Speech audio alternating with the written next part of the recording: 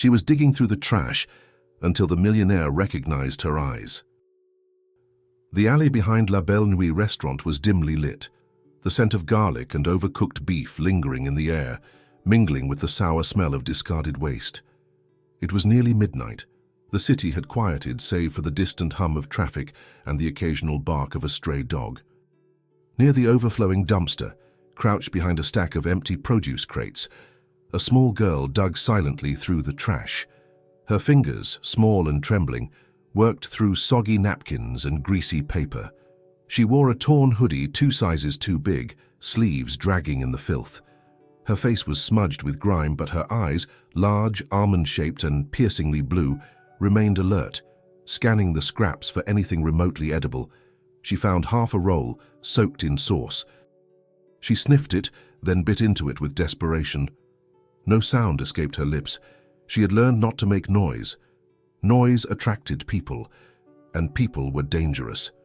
From the sidewalk, Adrian Voss strode toward the parking valet.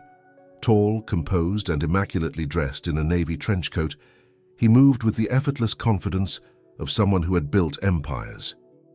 He had just finished a gala dinner with venture capitalists inside La Belle Nuit, sealing a multi-million-dollar deal over aged wine and rare truffles. He barely noticed the world beyond the walls of such places, but as he passed the alley, something made him turn. A flicker of motion, a soft crunch of movement against cardboard. He stopped. He could just barely see the outline of a child's frame, hunched like a ghost in the dark. He scowled, already reaching into his coat pocket for his phone to call someone. Police, maybe. But then she turned just slightly. The light from a nearby lamp caught her face, and that was when Adrian froze. Her eyes. He'd seen those eyes before. Not just similar. Identical. The shape, the depth, the impossible color. Like ice under sunlight. Memories burst into his mind uninvited. A hospital room, a woman crying, a crumpled photograph hidden in his drawer for years. He blinked hard, but the image of the girl remained. Something in him stirred, something long buried and carefully forgotten. He stepped into the alley slowly, his voice low. "Hey, are you okay?" The girl flinched and scrambled back behind a crate, clutching the half-eaten roll to her chest. Her eyes locked on his, her body tensed, ready to run. But neither of them moved. Adrian's heart pounded in his chest. He hadn't felt like this since... He swallowed. "What's your name?" he asked. The girl didn't answer. She just stared at him. But her eyes, they were shouting something, and suddenly he knew. He wasn't just looking at a child in need. He was looking at someone who might be his. Adrian took a tentative step forward, the crunch of gravel under his expensive shoes sounding unnaturally loud in the quiet alley. The girl didn't move. Her fingers were clenched tightly around the soggy piece of bread, as though letting go would mean the end of everything. Her eyes never left his, those piercing blue mirrors that seemed to hold a secret too big for someone her size. "I'm not going to hurt you," Adrian said gently, raising his hand slightly in surrender. I saw you there, and..." His voice trailed off. What was he even doing? Approaching a homeless child behind a restaurant in the middle of the night? This wasn't who he was. At least not anymore. But those eyes. "What's your name?" he asked again. Still, she said nothing. She edged farther back into the shadows, knees scraping against the concrete. A faint whimper escaped her lips, not of pain, but fear. The kind that didn't come from this moment alone, but from years of danger, distrust, and loneliness. Adrian crouched, trying to meet her at eye level. He saw now how thin she was, bones jutting beneath her clothes, hair matted in uneven strands. His heart clenched in a way he hadn't felt since his 20s, since Anna. He could hear her voice now, soft and trembling, the day she had come to his office all those years ago. "Adrian, I'm pregnant, it's yours." And the way he'd laughed, dismissed her, called it a mistake. She'd stood there, tears filling those same blue eyes, holding her belly like it was the only thing left in the world that mattered. And then she disappeared, vanished from his life like a dream ending too soon.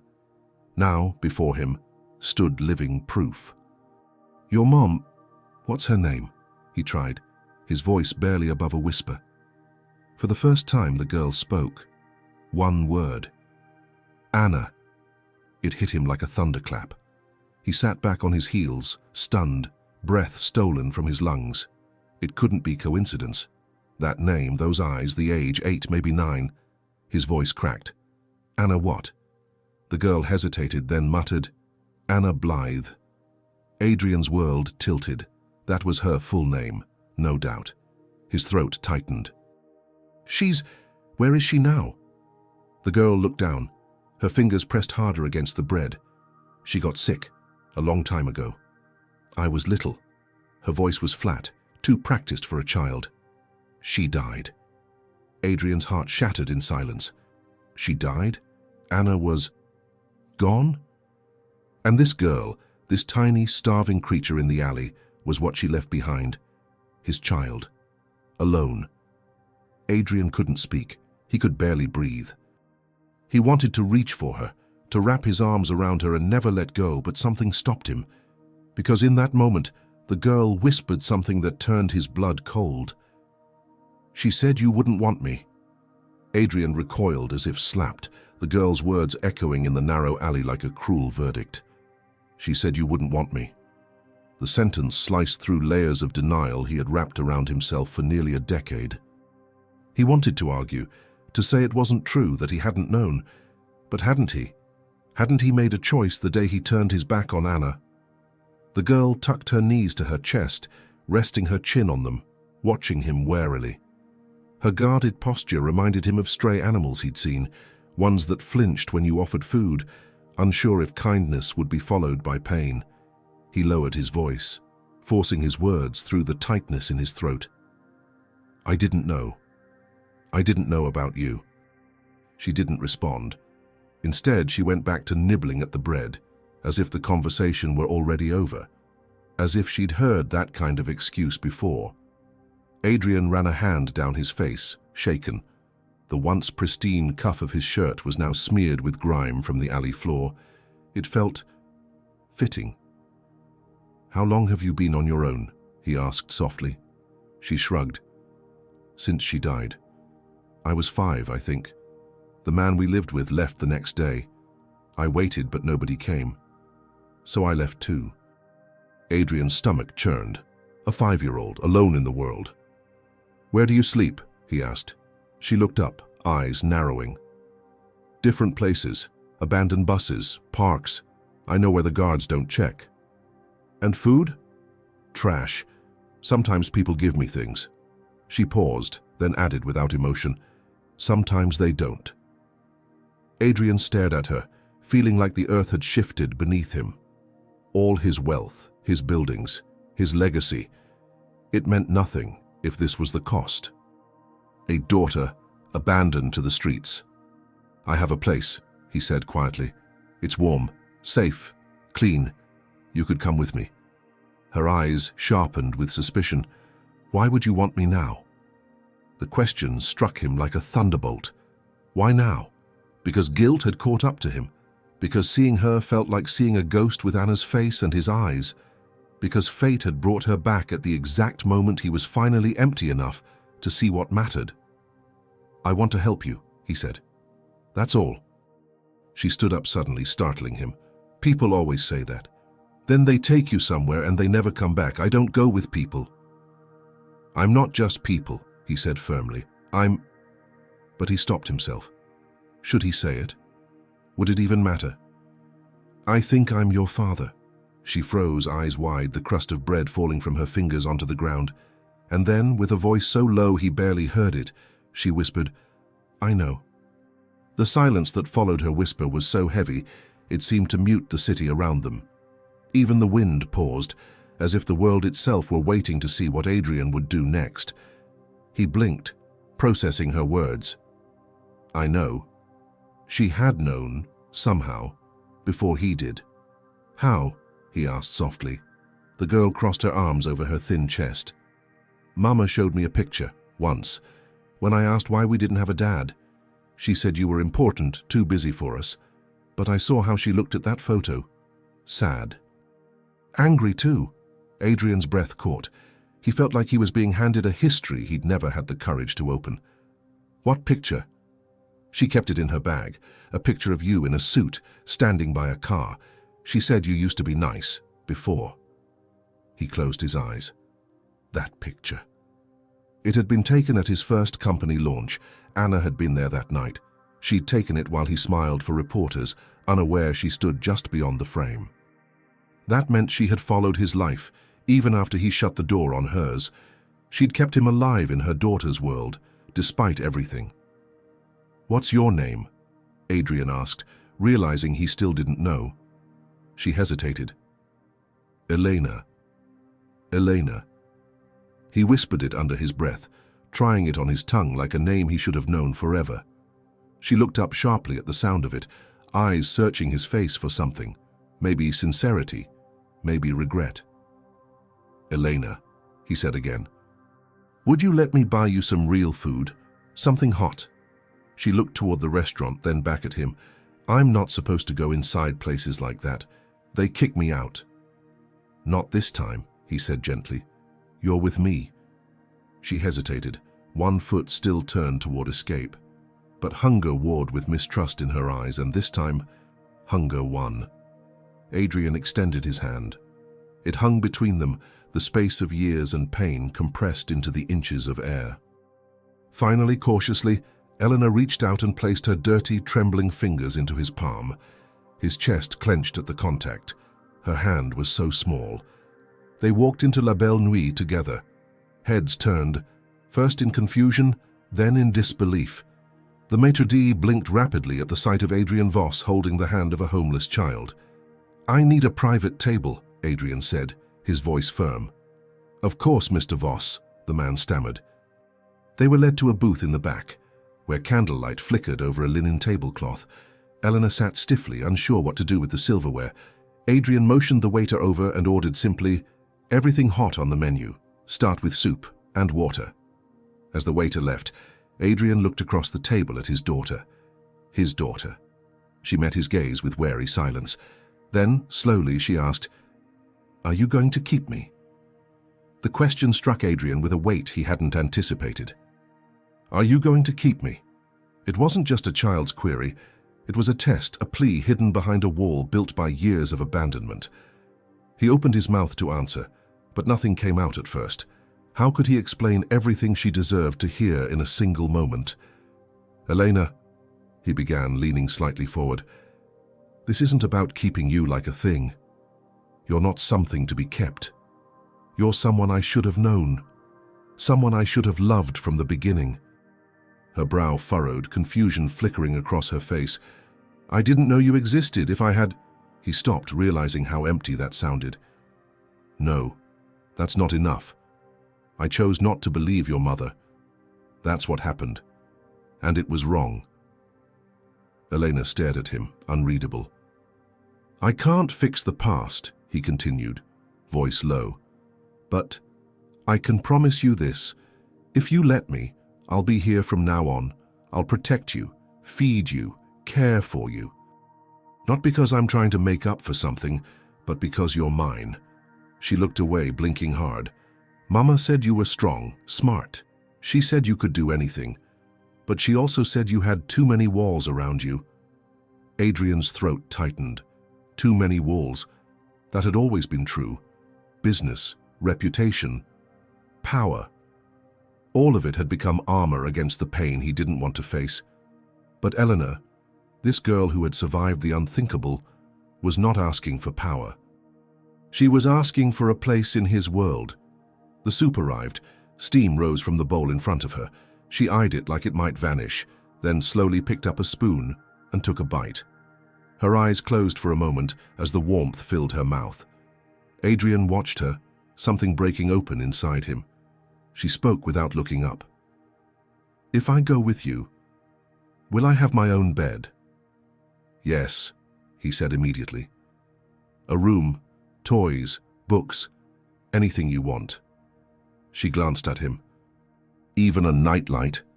He smiled, the first real one in what felt like years, especially a nightlight. She returned to the soup, more relaxed now. For the first time, he saw the child beneath the survival mask, still fragile, but starting to believe. "I don't like loud noises," she added quietly, "and I get scared if I don't know where someone is." Adrian nodded. "I'll be there. I'll tell you where I go. Always." She didn't speak again for a while, just ate.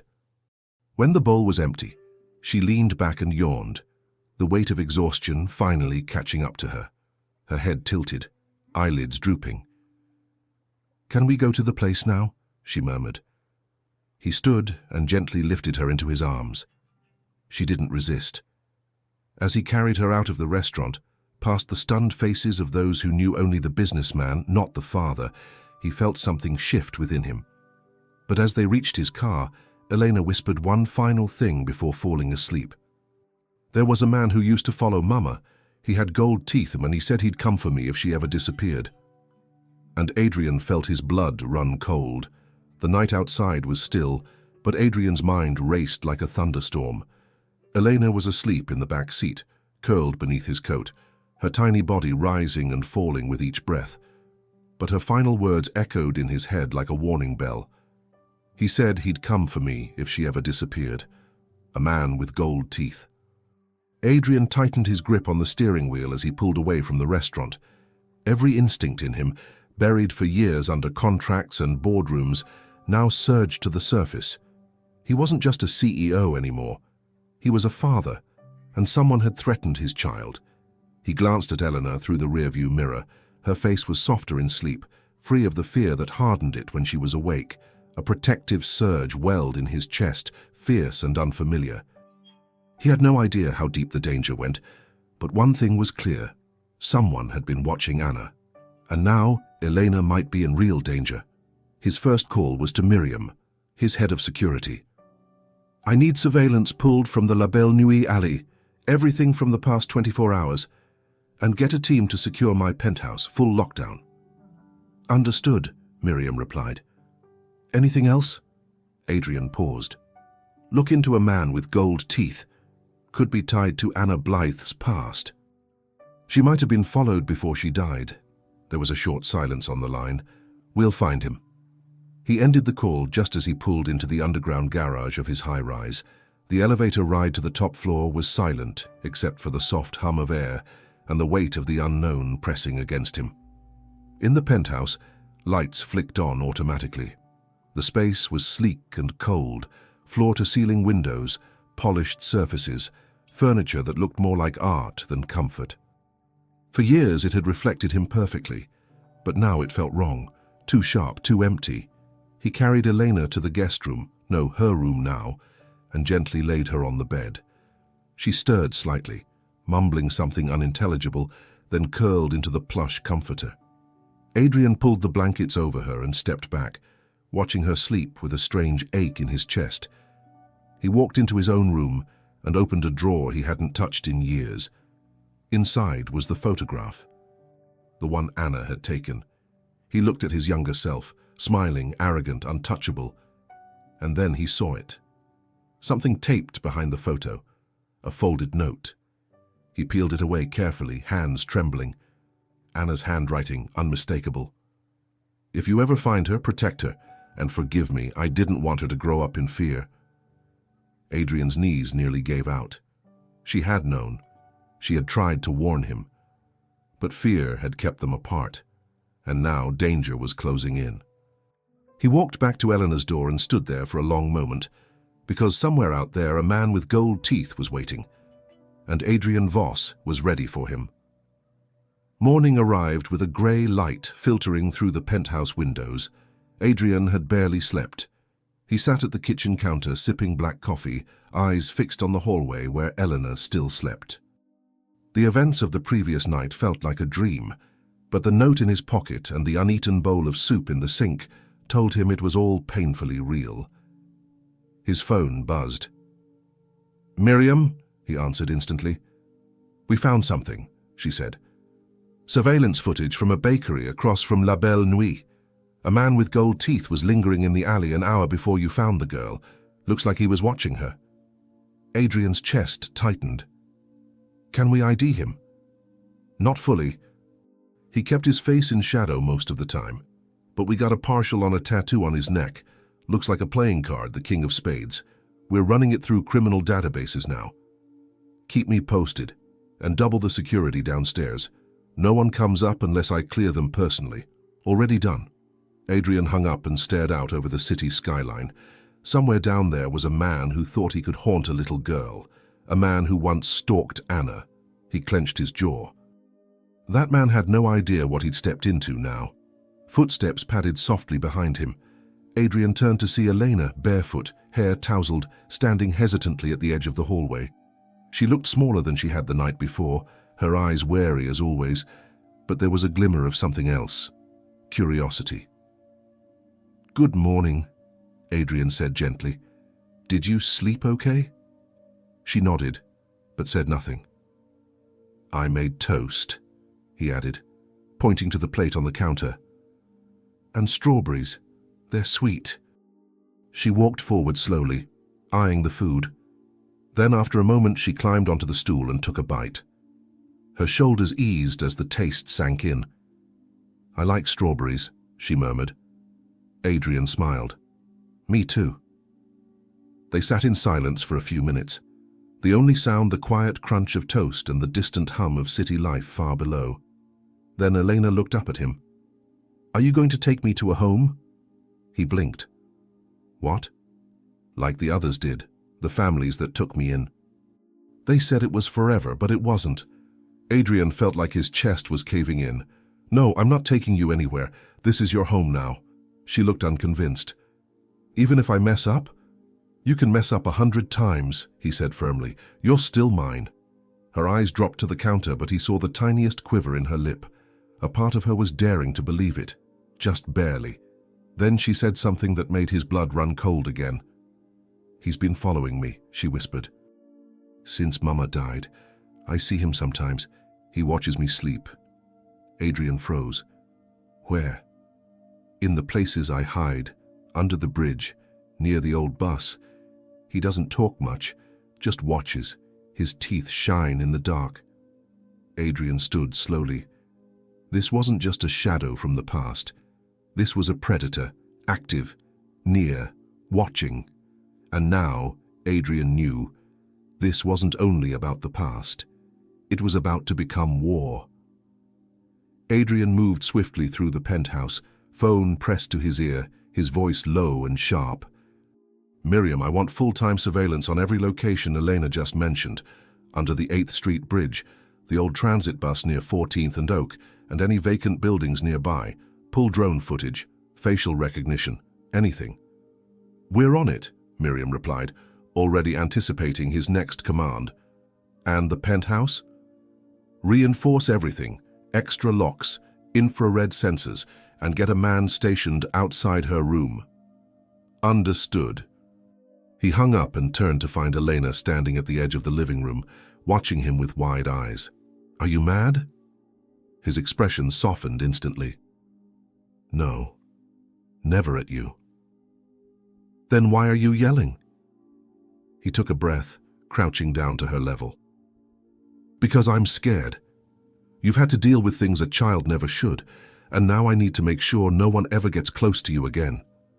She blinked slowly, as if trying to process the idea that someone, anyone, could be scared for her. Not of her, not at her, just for her. "I don't want him to find me," she whispered. "He knows my name." Adrian felt something cold settle in his gut. "He won't. I promise." But promises had failed her before. He saw it in her face. Words wouldn't be enough, not this time.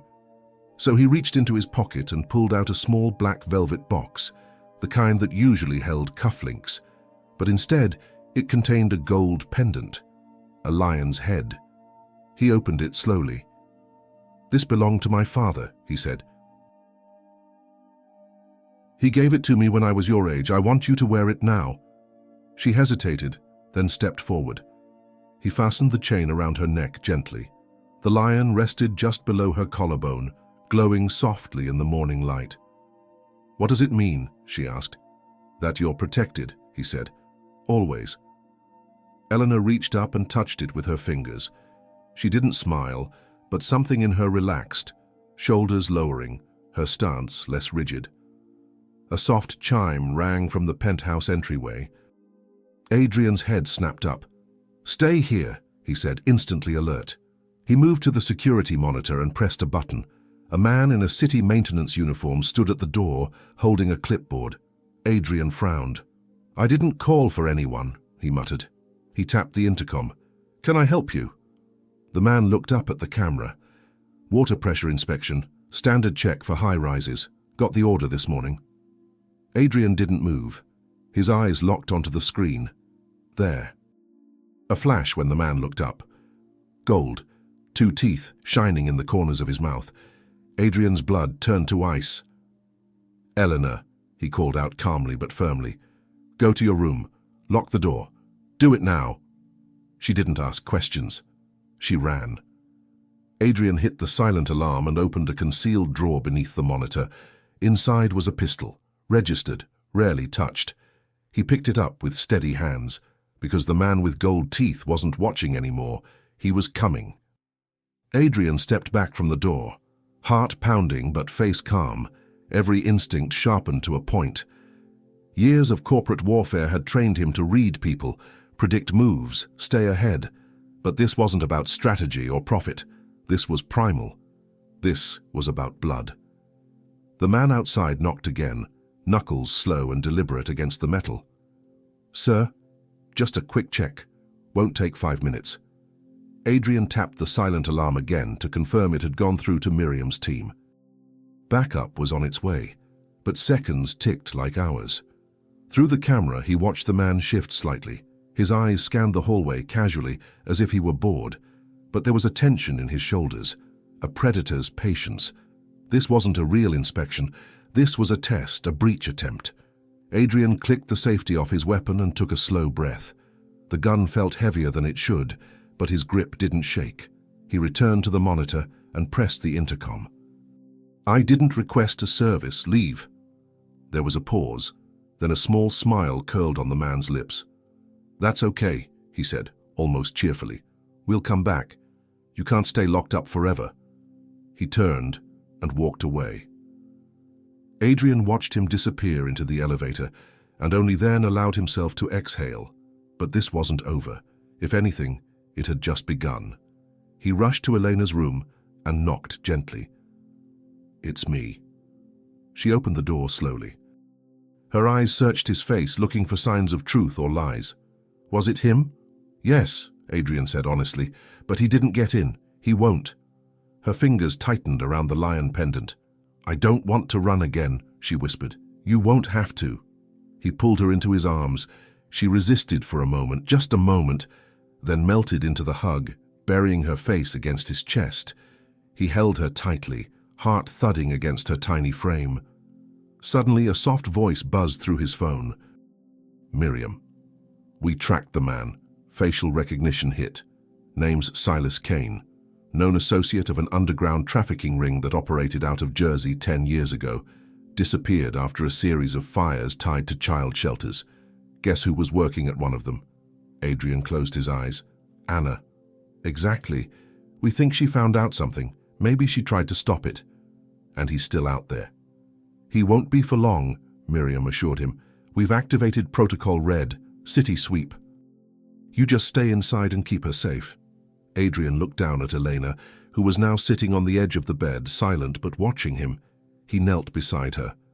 "I need you to tell me everything you remember about him. Everything." She swallowed, then nodded. "He had a scar under his chin," she said, "and a ring, a big one, with a black stone. He said Mama owed him something." Adrian's jaw clenched. "What did she owe him?" he asked carefully. Elena's lips trembled. "She took something. Something he wanted back." Adrian's breath caught. "What did she take?" Eleanor's eyes filled with tears. She whispered just one word. "Me." Adrian stared at her, stunned. "What do you mean she took you?" Eleanor's gaze dropped to her hands. Her voice was small but clear. She said I wasn't supposed to stay, that the people who wanted me, they were dangerous. She found out what they were doing, and she ran. Adrian felt the floor shift beneath him. His mind reeled, trying to piece together the fragments. Are you saying she rescued you? Elena nodded. She said I was born in a place with white walls and no windows. There were other babies, but not many. She worked there, cleaning, I think. But when she saw what they were doing, she took me. She said no one noticed. At first. Adrian sat back, his world unraveling. He had thought Eleanor was his, that Anna had been telling the truth all those years ago when she said the baby was his. But now, did she ever say I was your father? He asked, his voice trembling. Eleanor hesitated, then slowly shook her head. No. But she showed me your picture, said you would have protected us if you'd believed her, said you were the only good man she ever knew. Adrian's heart twisted. So Anna hadn't lied. She had just let him believe what he needed to. She had tried to give Eleanor someone to believe in, even if that belief wasn't based in blood, but it didn't change what mattered. Elena was here, alone, and someone wanted her back, not because they loved her, but because she had been stolen from a place where children were used, bought, sold. He stood, pacing, rage boiling in his veins. If what you're saying is true, then Silas isn't just some creep. He's part of something bigger, something we thought was gone. Eleanor looked up. I didn't mean to lie. I just wanted to be safe. Adrian knelt in front of her again, hands on her shoulders. You didn't lie. You did exactly what you had to, and Anna, she was brave, braver than anyone I've ever known. Tears welled in Elena's eyes. She told me to run if anyone ever came, but I don't want to run anymore. You won't, Adrian promised. We're going to end this, whatever it takes. Suddenly his phone buzzed again. This time it was a text from Miriam. Urgent. We intercepted a message. Silas is planning to grab her. Tonight. From your building. Adrian stared at the screen, blood running cold. He turned to Elena. We need to go. Now. Where? She asked, already sensing the urgency. Somewhere no one knows about. Somewhere they'll never find us. He grabbed the emergency go-bag from his closet, loaded with cash, passports, and keys to a private property upstate. But as they stepped toward the elevator, a loud thud echoed from below. Then the lights flickered, and Adrian knew. Silas had come early. Adrian pulled Elena behind him as the lights flickered again, casting eerie shadows across the marble floor. The security system's control panel glowed red, offline. Someone had bypassed it. His penthouse, his fortress, had been breached. He moved fast, grabbing the pistol from the side table drawer and checking the chamber. Loaded. Elena, stay close, he whispered. Her small hand slid into his, trembling. A second thud echoed, closer this time, from the service elevator. Then a faint ding. Someone was coming up. Adrian bolted toward the panic room hidden behind the bookshelf in his office. It had been built for nuclear threats, market crashes, and high-stakes extortion, not for this. But it would do. He pressed the hidden panel. The door slid open silently. In. Now, he said. Elena obeyed, rushing inside. He followed and sealed the door. Inside, the room was steel-lined, equipped with backup power, surveillance monitors, and encrypted comms. He activated the screens. All cameras were black except one, the feed from the basement garage, Silas. He was walking toward the service elevator, head tilted, carrying a crowbar and a small black bag. Behind him, two more men, faces obscured by masks. They came prepared, Adrian muttered. They knew the layout, the systems, everything. Are they going to hurt us? Elena asked. Adrian knelt beside her. Not if I can help it. He activated the emergency signal to Miriam's team. A 3-second tone confirmed the alert. Reinforcements were now racing through the city, but minutes mattered. Seconds. He turned back to the screen. The men were now in the hallway. One of them pulled a small device from his coat and waved it near the security panel outside the front door. The lock clicked. Adrian cursed under his breath. Elena's breathing was quick and shallow. She was trying to stay calm, but the fear was rising fast. He saw it in her eyes. "Hey," he said softly, pulling the lion pendant from under her collar. "Remember this. What does it mean?" "That I'm protected," she whispered. "Right," he said. "You are. I'm not letting anyone take you, I swear it." He tapped into the backup intercom system, voice carrying through hidden speakers in the living room. "Silas." There was a pause, then the man's voice, smooth and unbothered. "Mr. Voss, I knew we'd meet eventually. Smart of you to hide her. But you know I'll get in." Adrian replied calmly, "You're not leaving this building." A low chuckle. "You still think this is about you? You have no idea what she is." Adrian's eyes narrowed. "She's a child." "No," Silas said darkly. "She's proof of what we did, of what your city built itself on." Adrian's heart pounded. Silas knew more than he'd thought, more than just Anna, more than Elena. The girl wasn't just a survivor. She was a secret the whole world had buried. Adrian stared at the monitor, Silas's words looping in his head. She's proof. The implication was horrifying. What had Anna uncovered? What had she risked everything to protect Elena from? This wasn't just about one girl. This was a thread tied to something massive. And now, Silas was here to cut it before it unraveled the whole thing. He turned to Elena, who sat cross-legged on the panic room floor, clutching the lion pendant so tightly her knuckles were white. "You're doing so well," Adrian said gently. "I need you to trust me a little longer, okay?" She nodded silently, but her eyes held the kind of fear most children never knew. Outside, faint scraping sounds echoed through the steel walls. They were trying to find the room. Maybe guessing, maybe tracking signals. Either way, they were close. Adrian pulled open a secure cabinet, revealing blueprints of the building and a compact satchel of gear. "There's an escape tunnel, built during the original construction in case of hostage threats. Leads to the maintenance shaft 2 floors below." He flipped a hidden latch. The panel at the back of the panic room popped open, revealing a dark passage. He knelt beside it and looked Elena in the eyes. "We're going to crawl through here. It's tight and it's dark. But we'll come out in a safer place, I promise." Elena peered into the tunnel, her face pale. "Will you go first?" "No," he said firmly. "You go first. I'll be right behind you. Always behind you." She hesitated. Then, without a word, she got on her hands and knees and entered the tunnel. Adrian followed, one hand gripping the gun, the other steadying himself against the narrow walls. The crawl was slow and suffocating. Pipes ran overhead. The metal was cold, the air damp.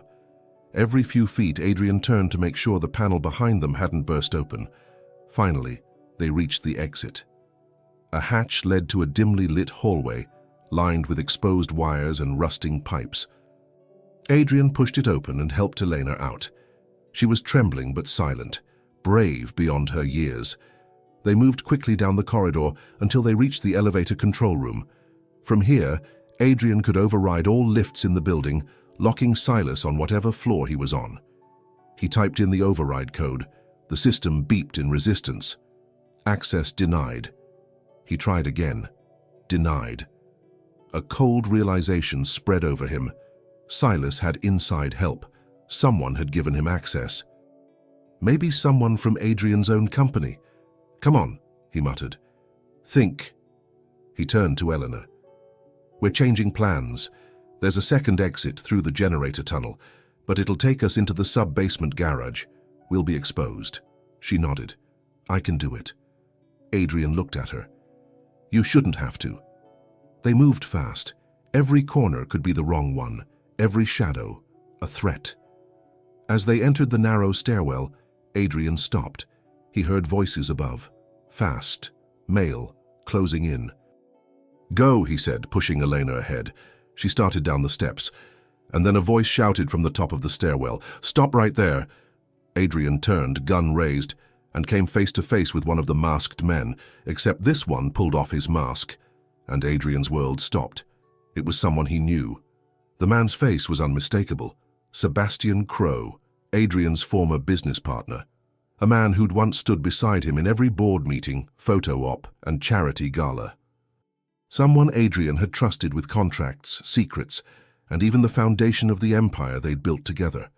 "Sebastian?" Adrian said, disbelief freezing him in place. Sebastian gave a half smile, half snarl. "Hello, old friend." Behind him, footsteps pounded closer, more of Silas's men. Adrian gripped his gun tighter, stepping back toward Elena. "You're working with him," Adrian growled. "With Silas Kane?" Sebastian chuckled darkly. "You think I work with him? Adrian, I hired him." Elena froze behind Adrian, the horror sinking into her small face. "Why?" Adrian demanded, the stairwell ringing with his voice. "Why would you go this far?" "Because you were too stupid to see what was right in front of you," Sebastian snapped. "Anna wasn't just some poor waitress you knocked up. She had access to files, to names. She took something critical." Adrian's heart thudded. "Eleanor." "Yes," Sebastian hissed. "She's not just a little girl, Adrian. She's the last thread to a very dark tapestry, one that, if pulled, destroys everything we built, everything we covered up." Adrian's mind spun. "You're talking about the shelter fire, the trafficking ring. You knew." "I didn't just know, Adrian. I protected it, funded it, cleaned it, buried the evidence, because that's how power survives. That's how empires are born." Adrian was sick. "You monster." Sebastian stepped down one stair, slow and controlled. "I warned you years ago. Emotion makes men weak. Anna was your weakness, and now she's come back to burn you alive." Adrian pointed the gun at him. "Stay where you are." Sebastian's eyes flicked past him. "You're not going to shoot me. You never could." Then his voice turned cold. "But I could shoot her." Adrian pivoted instantly, shielding Elena with his body, just as a second man emerged from the hallway below, raising a weapon. Bang! The shot rang out, deafening in the stairwell. Adrian turned. The shooter dropped. A bullet to the chest, courtesy of a sleek, suited figure stepping through the smoke behind him. Miriam. She didn't even blink as she advanced, another weapon in hand. "Get her out," she barked. Adrian grabbed Elena and ran, Miriam covering their retreat. Behind them, Sebastian's voice roared, furious. "You think you can hide her forever? This won't end until she's gone." They burst into the sub-basement garage, tires screeching as Miriam's black SUV pulled into view. The back door flew open. Adrian shoved Elena inside and jumped in after her. Miriam hit the gas. As the vehicle tore through the exit ramp, Adrian looked back once. And in the darkness of the garage stairwell, Sebastian stood alone, eyes glowing with rage. But Adrian knew this was no longer just a manhunt. This was a reckoning. The SUV sped through the dim, early morning streets, weaving between empty intersections and ghostly traffic lights. Miriam gripped the wheel like a soldier behind enemy lines, her jaw clenched, eyes flicking constantly between mirrors and the road ahead. Adrian sat in the back seat with Eleanor, who clung to him silently, her face pale and damp with sweat. Adrian's mind was a battlefield. Sebastian, the trafficking, the lies he'd been blind to for years, the girl in his arms who'd been hunted her entire life. "She okay?" Miriam asked, not taking her eyes off the road. Adrian glanced at Elena. She was trembling, but her breathing had steadied. "For now."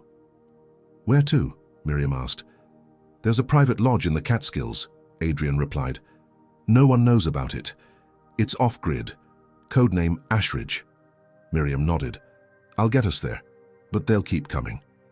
Adrian looked down at Elena, who was finally leaning her head against his chest, too exhausted to speak. He wrapped an arm around her.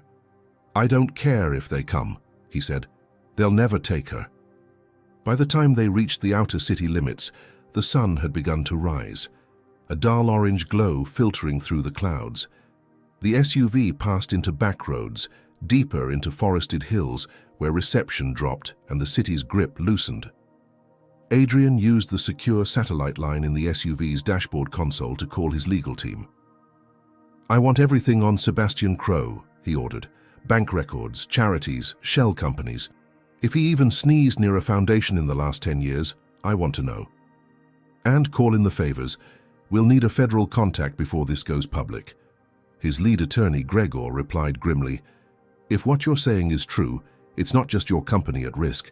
This could topple half the donors in Washington." "Then let it," Adrian snapped. "Burn it all down." They ended the call. He exhaled slowly, the weight of war settling on his shoulders. 2 hours later, the SUV pulled into a gravel path hidden by thick trees and a rusted gate. The lodge came into view. Stone walls, reinforced windows, a structure built for peace but ready for siege. Miriam did a full perimeter check while Adrian carried Elena inside. The moment they stepped into the warmth of the lodge, her body relaxed.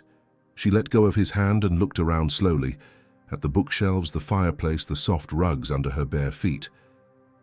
"Is this ours now?" she asked softly. Adrian nodded. "As long as we need it to be." She didn't respond with words, but she walked to the couch, sat down and curled into the corner. He watched her for a long moment, overwhelmed by the stillness. Then, the silence broke. Miriam stepped inside with her phone raised. "We have a problem. One of our data crawlers picked up chatter on a dark forum. They've posted a bounty." Adrian's face hardened. "For me?" "No." Miriam looked at Elena. "For her. They called her the last piece." Adrian's blood ran cold. This wasn't just personal anymore. This was global. The fire in the stone hearth crackled softly, casting warm light on the lodge walls, but there was no warmth in Adrian's chest. He stood by the window, staring out at the forest beyond, one hand on the satellite phone, the other gripping the windowsill until his knuckles turned white. A bounty.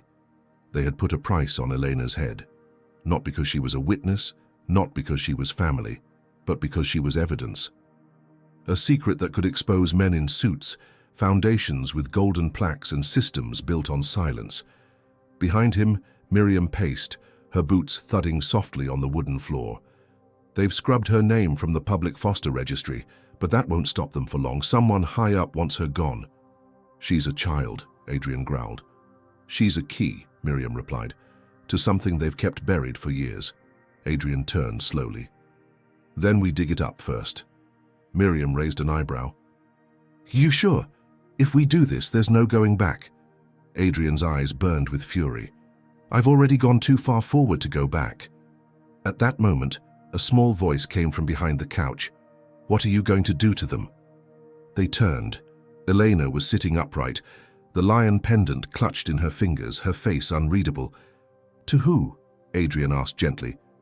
"The men who want me gone." He paused, crouching beside her. "I'm going to make sure they can never hurt anyone again." Elena nodded slowly. "Can I help?" Adrian blinked. "You're just a kid." "I'm their secret," she said calmly. "That makes me dangerous too, right?" The room fell silent. In that moment, Adrian saw it. Not fear, not weakness, resolve. Miriam knelt beside her. "There's one way you can help. If you remember anything, faces, names, places, you tell us. You hold nothing back." Elena thought for a moment, then nodded. There was a room, underground, blue walls, big glass windows where people watched us. "They wrote things in notebooks." Adrian froze. "How many other children were there?" "Not many," she said, "maybe 5, but we weren't allowed to talk." Miriam tapped her tablet rapidly. "I think I know what that was. There was a facility in upstate New York, shut down a decade ago. Officially a research center for behavioral disorders. Unofficially, nobody knows." Adrian stood, his voice tight. "Anna worked there, didn't she?" Miriam nodded. "Briefly. She disappeared off record 6 months before it burned to the ground. I think she torched it herself." Elena looked up. "She used to say, 'Fire cleans everything.'" Adrian stared into the flames now, understanding dawning in him like a rising tide. Anna had destroyed one layer of the monster, but the root system survived, and now they were closing in to snuff out the last spark of truth. Elena. "We take it to the media," Adrian said. All of it. Evidence, files, names. Miriam hesitated.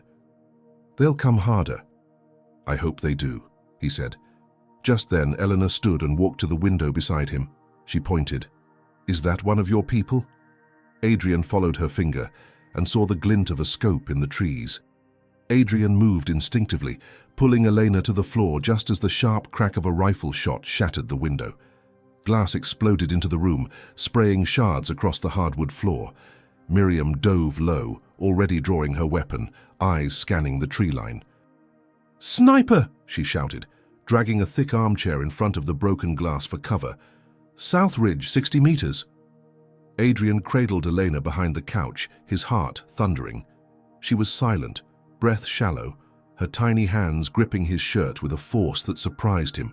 Miriam barked into her earpiece. "We're under fire! Ashridge compromised! Repeat, Ashridge compromised!" Adrian peeked through the couch's edge, another flash in the trees. A second shot punched through the far wall, narrowly missing a lamp. "How the hell did they find us this fast?" he growled. Miriam didn't look away from the window. "Doesn't matter now. We hold until extraction." Elena turned her head slightly. "Is that him?" Adrian looked into her eyes. "No, this isn't Silas. This is someone else. Someone paid." Elena blinked slowly. "I saw him once, at the shelter. He gave the others candy." Miriam narrowed her eyes. "They're using hired guns with fake IDs. Disposable means they're panicking." Adrian stood slowly, rage simmering beneath his skin. "Then let them panic." He moved to the back room, where a locked cabinet held a black metal case. He opened it and revealed a long-range rifle, military grade, something he hadn't touched in years, but his father had taught him to shoot before he taught him to read a balance sheet. Miriam's eyebrows raised as she joined him. "I didn't know you kept that." "I kept it for the day I'd need to defend something that mattered," Adrian said. She gave him a slight nod. "You cover the trees. I'll secure the perimeter." He returned to the living room, rifle in hand, heart cold and focused. He knelt by Elena. "I need you to stay behind the couch, okay? Don't move unless I tell you." She nodded bravely. He moved to the broken window and crouched low, steadying the barrel against the stone sill. The forest lay in hushed silence, then movement. A shadow shifting between branches, a flash of metal. Adrian took the shot. The figure collapsed into the underbrush. Miriam's voice rang through the comm. "Target down, but there'll be more." Adrian pulled back. "We need to relocate. This place isn't safe anymore." Miriam returned moments later, grabbing the emergency gear. "I've got a rendezvous point. 20 minutes north, old ranger station. Shielded signal. Chopper en route." Adrian turned to Eleanor. "You ready?" She stood, her expression unreadable. "Will you keep me safe there too?" He knelt. "Anywhere. Everywhere." As they prepared to move, Miriam froze. A faint beeping noise echoed through the walls. Adrian turned, eyes wide. "What is that?" Miriam's face went pale. "It's not a tracker. It's a timer." They all stared at the corner of the room where a blinking red light had begun to pulse beneath the floorboards. It wasn't just a sniper. They had planted a bomb. Adrian grabbed Eleanor and pulled her toward the back hallway, his voice calm but urgent. "We have to move, now." Miriam raced ahead, scanning the floor for tripwires or secondary devices as the beeping behind them grew louder, faster. The walls of the lodge that once felt like a sanctuary now throbbed with a terrible warning. They reached the utility entrance just as the floor trembled beneath their feet. A low boom shook the windows. Books toppled from shelves. Elena cried out, clutching Adrian's arm. "Go!" Miriam shouted. "Secondary charges coming!" They burst into the tree line, dirt and pine needles kicking up around their boots. Behind them, the lodge exploded in a roar of flames and splintered stone. The shockwave knocked Adrian to one knee, shielding Elena beneath him. Firelight lit the trees, casting flickering shadows across the forest floor. Adrian's ears rang, but he forced himself to stand. Miriam was already up, checking her weapon and scanning the woods. "Vehicle?" he asked. She nodded. "Quarter mile east. I parked it off trail." They ran, ducking under branches, moving as one unit, father, daughter, protector. The forest came alive with danger, rustling leaves, a snapping twig, the whir of a drone overhead. "They're tracking by heat now," Miriam muttered. "They're serious." Adrian glanced at Elena, who was running beside him with her arms pumping, the lion pendant bouncing against her chest. They reached the SUV, a rugged black vehicle half buried under camouflage netting. Miriam jumped in and started the engine, while Adrian shoved the gear bags into the back. Elena climbed into the rear seat and pulled the safety belt across her chest, her breathing shaky, but steady. As they drove through the winding trail, Miriam patched into the encrypted radio line. "Ashridge is down. Attempted assassination plus explosive breach. One confirmed hostile. Requesting full-scale lockdown protocol for all off-grid assets. And get me the list, every name connected to the original shelter project." A voice crackled back. "Acknowledged. Sending list now. You're not going to like it." The screen on the dashboard lit up with names. Adrian leaned forward to read them. Senators, CEOs, a Supreme Court judge, even a presidential candidate. "This is a purge," Miriam whispered. "They're tying up loose ends. Elena's not the only one they're hunting, but she's the one who can prove it all started." Adrian's voice was steel. "Then we expose them first." They reached the old ranger station, a cement bunker surrounded by trees, long abandoned but still structurally sound. Miriam unlocked the reinforced door and ushered them inside. The place smelled of dust and cold metal, but it had power, signal, and thick walls. Eleanor sat down on an old cot, still wearing the lion pendant. Her eyes flicked between the adults. "I don't understand," she said. "Why are so many people scared of me?" Adrian knelt beside her. "Because you survived. Because your story destroys theirs." Miriam pulled up an old hard drive and plugged it into the system. "Let's find out exactly what they were hiding." But before she could begin, the screen blinked, a live video feed, and then Silas Kane's face filled the monitor. Calm. Cold. "I warned you, Adrian," he said. "The girl belongs to us." Then the screen went black. The room fell silent, the only sound the faint hum of the generator buried beneath the ranger station. Adrian's fists clenched at his sides. Silas's face still burned in his vision, smug, confident, like a man who believed the world would bend to his will no matter how many bodies it took. "He knows where we are," Miriam said, her voice low and grim.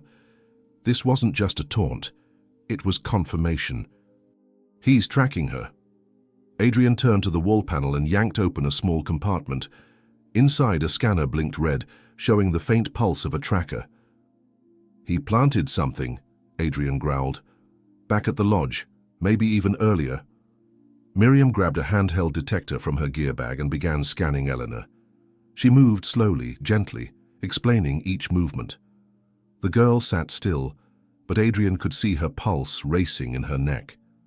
"There," Miriam said, pausing behind Elena's shoulder.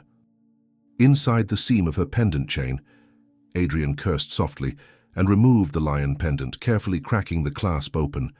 Inside was a tiny metallic chip no larger than a grain of rice. Miriam dropped it into a lead-lined case and slammed it shut. "No more signal." Adrian looked at Eleanor, regret in his eyes. "I'm so sorry. I didn't know they could get to us like that." Eleanor's face was pale but steady. "I still want to help." Miriam turned to her. "Then tell us more about the facility." "Anything, every detail matters now." Eleanor closed her eyes, thinking. There was a woman, she wore red shoes all the time. She had a notebook with a drawing of a black bird on it. She wrote every time they made us do tests. Adrian exchanged a glance with Miriam. "Do we know her?" Miriam's fingers flew across the keyboard. Within seconds, a name popped up. "Dr. Lisette Quell," she read aloud. "Behavioral neurologist. Disappeared 6 years ago after the fire. No records since." Adrian nodded. "If we find her, we get everything." Miriam leaned back. "Problem is, if she's alive, she's either in hiding or protected by them." Eleanor stood suddenly. "She said something once. I don't know if it's important." "What?" Adrian asked. "She said, Even the dead keep secrets, but the bird always remembers. Adrian frowned. The bird? Miriam looked up. The drawing, the black bird, could be a symbol. She pulled up old scans of sealed case files and began searching for government programs with bird logos. Within minutes, a file marked Project Corvus appeared, a classified behavioral modification experiment run under the guise of youth mental health treatment. Cancelled, sealed, scrubbed. Elena leaned forward, peering at the screen. That's the logo, she said, pointing. That's the one on her notebook. Adrian's pulse quickened. She didn't just escape with you. She was trying to expose them from the inside. Miriam clicked on the document, but it refused to open. We need the original hard copy. It says it's stored in a cold vault in DC. Adrian stood. Then that's where we go next. But before they could move, the generator lights flickered again, and the front door beeped. Miriam froze. That door's not supposed to beep. The steel lock turned with a mechanical clank. They weren't alone anymore. Adrian's instincts kicked in like a switch flipped by fear. He grabbed Elena, pulling her behind a metal filing cabinet as Miriam raised her weapon and moved silently to the side of the entrance. The thick door creaked open slowly, the sound echoing like a scream in the still air. Footsteps, boots, heavy, not rushed, confident. A shadow crossed the threshold, then a man stepped inside. He wasn't masked, he wasn't Silas, and he wasn't armed. He looked around calmly, his hands visible, palms slightly raised. A tall man in a charcoal trench coat, hair slicked back, eyes sharp and scanning. He looked like a politician, but something colder lay beneath his expression. Miriam barked, "One more step, and I put you down." The man stopped. "I come alone. No weapons, no threats." Adrian emerged from cover, keeping his body in front of Elena. "Who are you?" The man gave a small, calculated smile. "My name is Hallstrom, Thomas Hallstrom. I work for what used to be the Domestic Oversight Division." Adrian's brow furrowed. "Used to be?" Hallstrom nodded. "We've been disbanded. Quietly. Scrubbed from the books. That's what happens when people like me start asking the wrong questions." Miriam didn't lower her gun. "What do you want?" Hallstrom's gaze shifted to Eleanor, then quickly back to Adrian. "I want to help her." Adrian's voice was ice. "Why should we believe you?" "Because if you don't," Hallstrom said, "she'll be dead by morning." Silence. He stepped slowly toward a nearby desk and placed a small flash drive on the surface. That contains surveillance footage, original files from Project Corvus, the ones they didn't delete, names, tests, victims, including Elena. Miriam picked it up cautiously. "Why now?" "Because the project wasn't just about behavior," Hallstrom said, voice lowering. "It was about control. Political grooming, psychological reprogramming, creating not just loyal subjects, but disposable ones." Adrian's breath caught. "Children?" Hallstrom nodded. "Specifically orphans. Children with no paperwork, no history, easier to erase."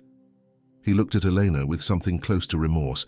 Anna found out. She tried to go public, but she was silenced, and when she took the girl, they labeled her a terrorist. Adrian clenched his fists. "What happens now?" Hallstrom hesitated. "They know you're going to DC for the cold vault. They'll have someone waiting. But I can get you in. I still have access. One last favor owed." Miriam raised her gun again. "And what's your price?" Hallstrom's face changed. Something hardened. That this girl survives. That someone somewhere tells her story. Adrian stared at him. "You really think that'll be enough?" "No," Hallstrom admitted, "but it'll burn down everything they built." He handed Adrian a key card with a red raven on it. "The vault is under a shell corporation in Arlington. You'll need this to access the inner files. I'll handle the diversion." Adrian looked to Eleanor. She was watching Hallstrom, her face unreadable. Finally, she whispered, "Did you ever work there?" Hallstrom didn't lie. "Yes." Her eyes narrowed. "Then you owe me." Hallstrom nodded once. "I know." Outside, thunder rolled in the distance, and the storm they were about to unleash had just begun. The ranger station faded behind them, swallowed by forest and shadows, as Adrian, Miriam, and Eleanor sped down the mountain road in the armored SUV Hallstrom had left behind. The air was thick with approaching rain, the wind sharp against the windows. Eleanor sat in the back seat, silent, clutching the red Raven keycard in her hands like it was a match to a powder keg. Adrian glanced at her through the rearview mirror. She hadn't spoken since they left, but he saw the storm brewing behind her eyes. She had seen too much, carried too much, and now she was the key to unlocking it all. Miriam leaned forward from the passenger seat, tapping the map on her tablet. Target building is nondescript, goes by Virion Holdings, looks like a mid-level biotech firm, but it's a front. The cold vault is 3 levels underground. And security, Adrian asked. Tight, automated turrets, biometric scans, steel doors. But with this, she tapped the keycard, we get past the first layer. After that, it's luck, force, or hacking. Eleanor's voice rose quietly from the back. What if it's worse than we think? Adrian turned to look at her. What do you mean? She hesitated, then said, what if I wasn't just taken from there? What if I was made there? The words hung in the air, heavy and unreal. Miriam stiffened. You think it was genetic manipulation? I don't know, Eleanor said, but there were files with numbers, letters. People in coats talked about tolerance thresholds. They called me Trial E. They said I was the only one who didn't break. Adrian's breath caught. Trial E. Eleanor, Miriam whispered. E for Elena. Adrian pulled the car over sharply to the side of the road. The engine idled, and for a moment the world seemed to pause around them. Adrian turned in his seat. Listen to me. You're not a lab experiment. You're not a project. You're a person, and they don't get to define who you are. Elena stared at him. But what if they did something to me? What if there's something wrong with me? Adrian reached back and took her hand. There's nothing wrong with you. Do you hear me? You're strong. You survived. And we're going to make sure no one ever calls you Trial E again. Tears welled in her eyes, but she didn't let them fall. Miriam looked down at her tablet again. ETA to Arlington, 90 minutes. Adrian nodded. Good. Let's finish this. The SUV surged forward once more, winding down the hills toward the capital. But miles away, in a sterile, glass-walled office in downtown D.C., a woman with red shoes stood before a bank of monitors, watching their every move. She lifted a receiver, her voice calm. They're coming, let them. Everything is ready. Behind her, on the wall, a symbol glowed softly. A black bird, wings spread wide, head turned toward flame. Project Corvus was awake. The rain hit the windshield in heavy sheets as the SUV rolled into the industrial district of Arlington. Towering buildings stood like sentinels, their blank windows hiding secrets behind steel and glass. Virion Holdings blended in perfectly, 3 stories of concrete, brushed chrome, and silence. No signage, no movement, no mistakes. Adrian parked 2 blocks away, beneath an old loading dock. This is it, he said, checking the time. They'll expect us through the front. Miriam nodded, opening a tactical duffel. Then we don't use the front. Eleanor remained quiet in the back seat. Her fingers clutched the red Raven keycard like a lifeline. Her face was unreadable now, no longer afraid, just still, like she'd stepped out of childhood and into something far colder. Adrian turned to her. You don't have to go inside. She shook her head. Yes, I do. I want to see what they did. I want to remember. He hesitated, then nodded once. Stay close. Do what I say. No matter what. Together they moved through the rain-soaked alley, slipping into a maintenance corridor marked Authorized Personnel Only. Miriam disabled the security panel with a device that sparked softly in her hands. The door clicked open. Inside, the building was eerily quiet. Fluorescent lights buzzed overhead. Surveillance cameras tracked silently, but none of them turned their way. She's already disabled the system, Miriam muttered. Hallstrom said we'd have one shot. She's giving us that shot. Adrian gritted his teeth. Dr. Quell, the woman with the red shoes. Elena nodded. She was always watching, she never smiled. They descended a service stairwell, each level colder than the last. When they reached the sub-level marked 3, a steel door with no handle stood before them. A black panel glowed softly to the right. Adrian turned to Eleanor. She stepped forward. With a trembling hand, she held the Raven keycard to the panel. It beeped. The door slid open with a mechanical hiss. Inside was a long hallway, sterile and dimly lit, lined with observation rooms and reinforced glass. Computers hummed behind frosted panels, doors marked with codes, Trial A, Trial B, Trial E. Eleanor stopped in front of her door, her breath caught. Miriam looked in through the small glass window. Inside was a cot, a desk, a broken doll on the floor. Eleanor whispered, "That was mine." Adrian clenched his fists. "We end this." They moved deeper to the central vault. A final panel blocked the way, requiring a biometric scan. Miriam glanced at Elena. "It's tied to her." Elena stepped forward, laying her palm on the screen. It scanned. Access granted. The vault opened. Inside were rows of shelves, all lined with black files, thick folders, data drives. On the far wall, a massive screen flickered to life, displaying lines of classified data. Adrian walked in first, scanning the room. And then, he froze.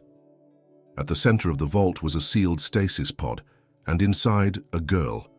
No older than Elena. Identical. Eyes closed. Still breathing. Adrian turned, stunned. Elena. But she was already moving closer. "That's not me," she whispered. "She's the one they couldn't use." The silence in the vault was suffocating. The only sound was the low, rhythmic hum of the stasis pod and the faint whir of cooling systems. Adrian stepped slowly toward the glass chamber, heart pounding. The girl inside was still, suspended in a bluish gel, her features soft and eerily familiar. "Elena," he said carefully, glancing at his daughter. "You knew about her." "I saw her once," Elena replied, her voice distant. "Only once, through the glass. They called her the Mirror." Miriam's eyes narrowed. "They cloned her." Elena shook her head. "No, she came before me." Adrian turned sharply. "Before you?" "She was the first successful subject," Elena explained. "But something went wrong." She stopped responding. "They said her brain was still awake, but not hers. They called it neural dissociation. They thought it was a failure. That's why they started again. That's why they made me." Adrian stared into the face of the other girl. "You were a replacement." Elena nodded slowly. "But they couldn't make me forget her." Miriam scanned the vault, pulling drives from a shelf and slotting them into her data case. "There's more here. Medical records, experiment logs." The scale of it.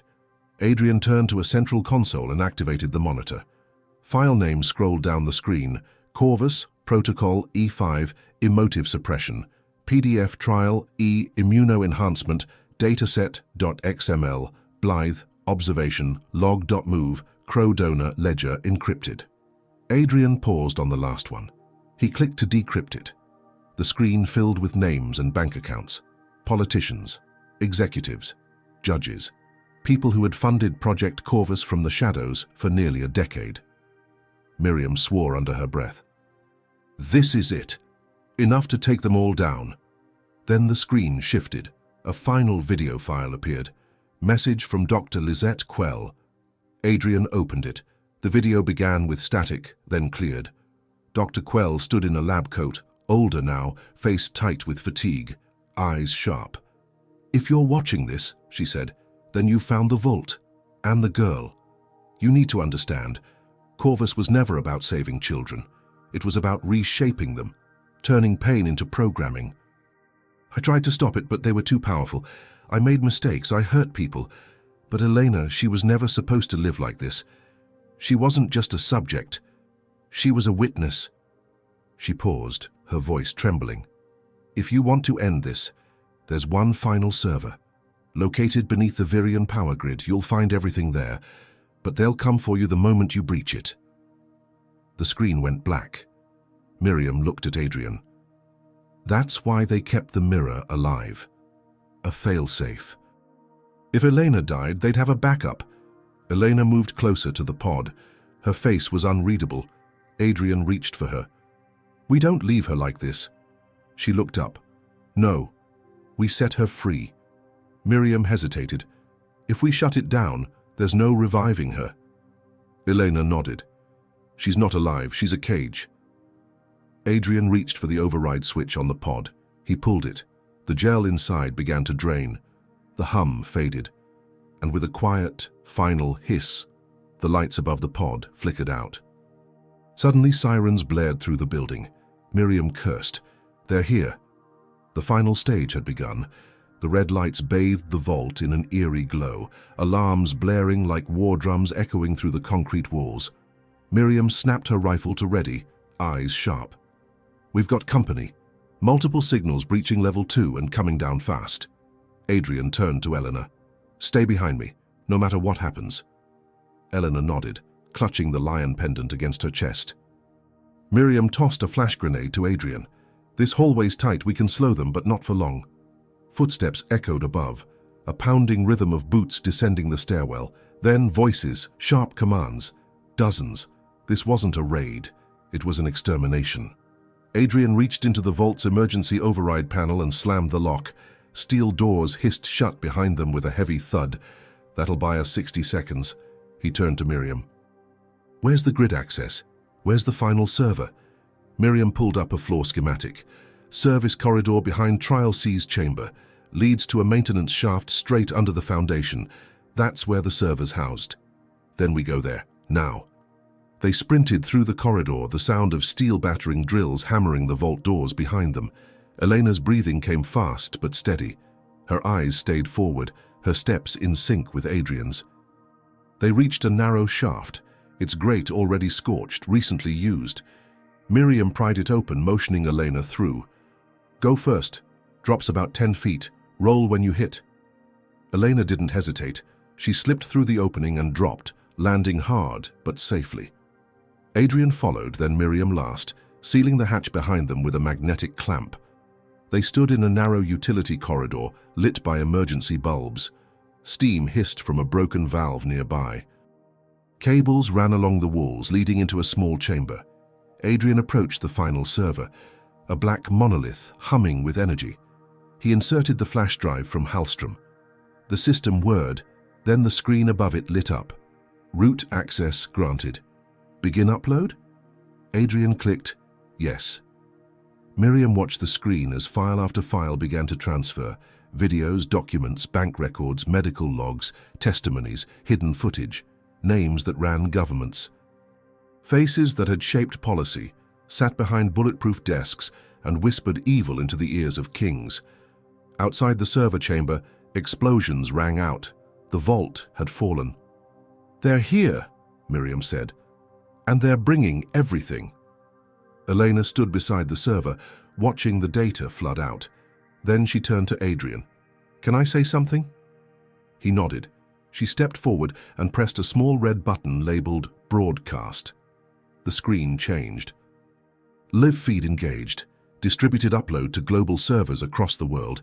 Every data leak network lit up. Encrypted files, names, videos, proof. Project Corvus was no longer a secret. Suddenly, gunfire echoed down the shaft. Shouts, the thump of boots. Adrian and Miriam raised their weapons. Cover her, Adrian barked. Elena turned to face the server, watching the progress bar inch closer to 100%.